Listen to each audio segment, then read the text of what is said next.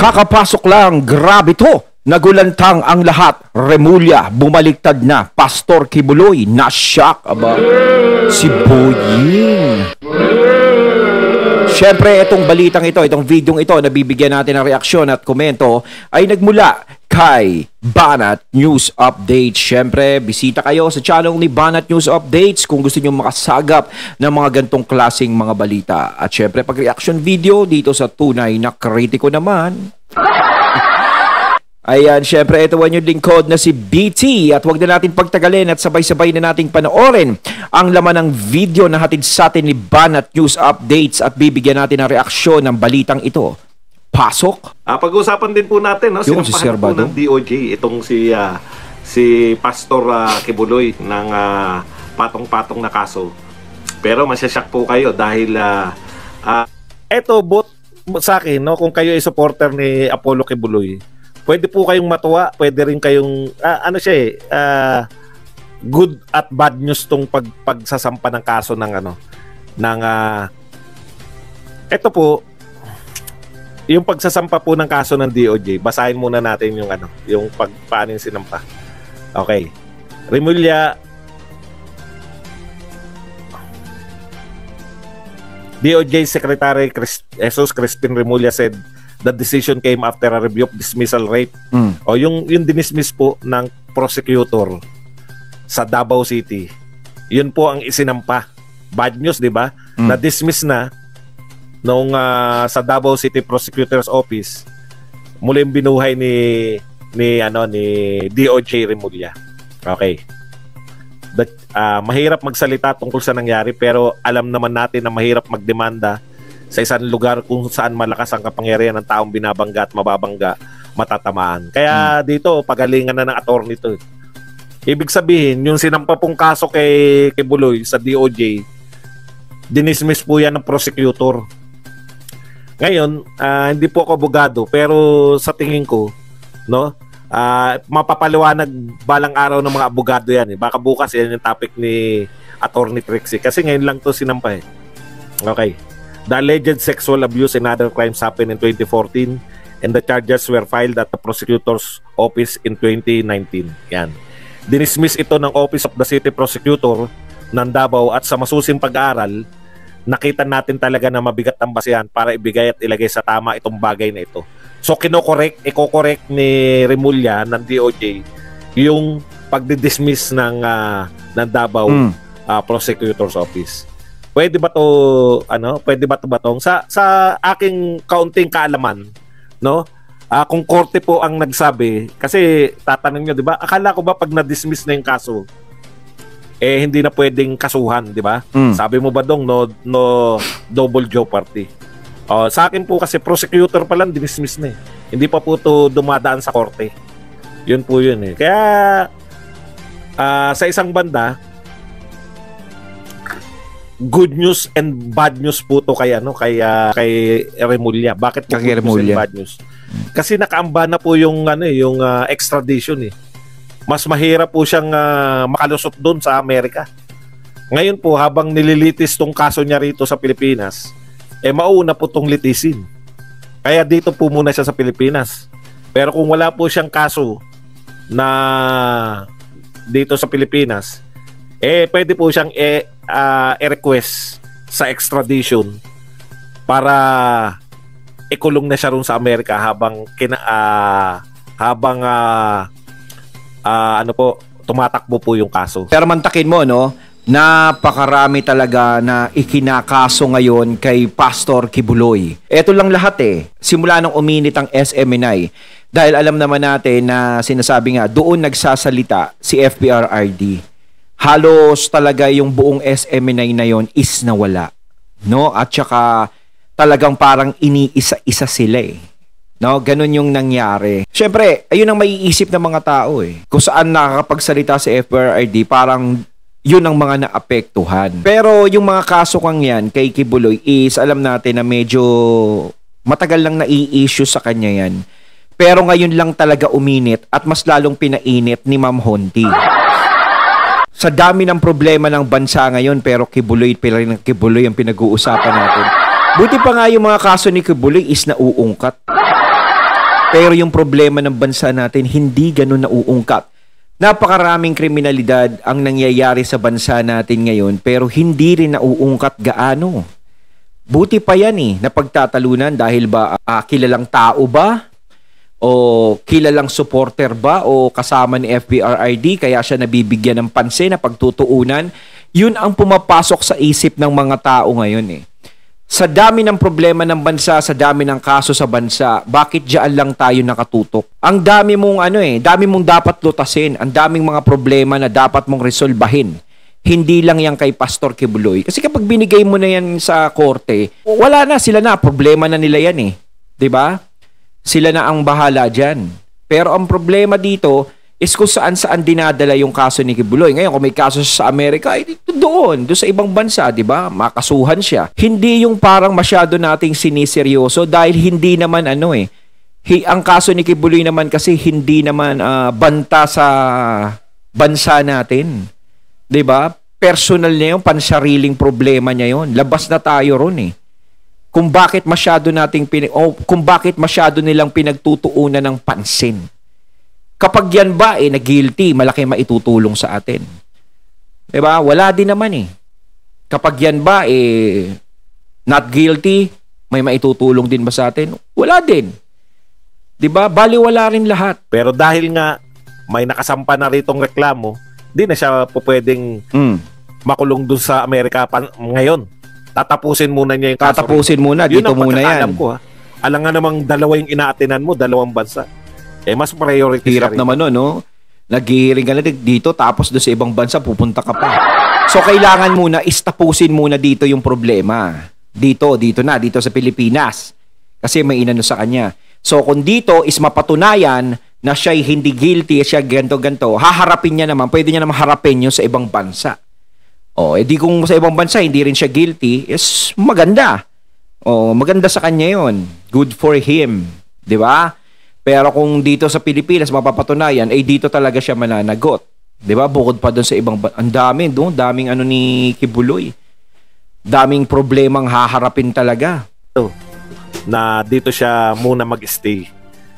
So mamimili siya.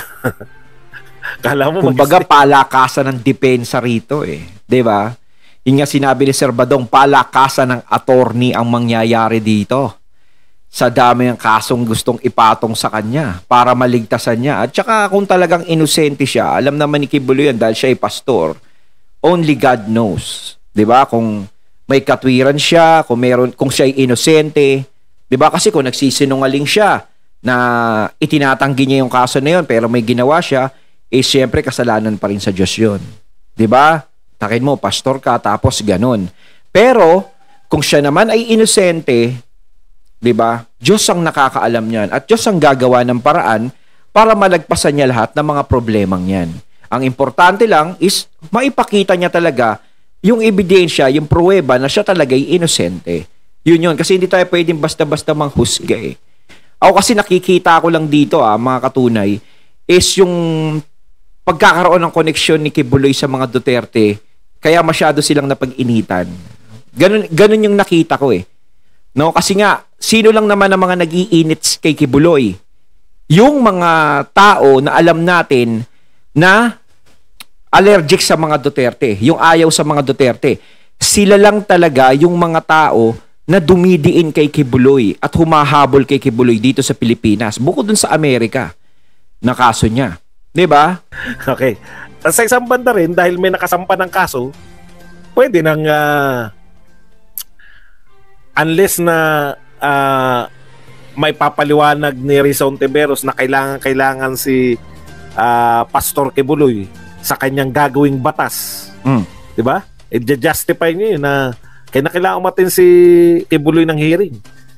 May kaso na siya Pwede na niyang talagang eto na lang ang pagtuunan ni Kibuloy ng yung kaso. Kinasuhan namin yan Dito ko na sasagutin sa proper court. 'Di ba? Parang napagbigyan din yung kagustuhan ni Kibuloy na sampahan siya ng kaso. Ang pinoproblema ko doon, yung na-dismiss na, binuhay na maguli ni ni Remulla, yun yung abangan natin. Kung gaano kagaling to si Topacio na pa madidismiss niya. Galing magsalita Binuhay sana, ni Remulla. Siya Remulla. talaga kagaling. Sa bagay, Si Topacio naman hindi nawawalan ng kaso at Mga kilalang abogado yan. Tiwala rin naman na tayo dyan kay Topacio. Okay. Balikan natin tong isa pa.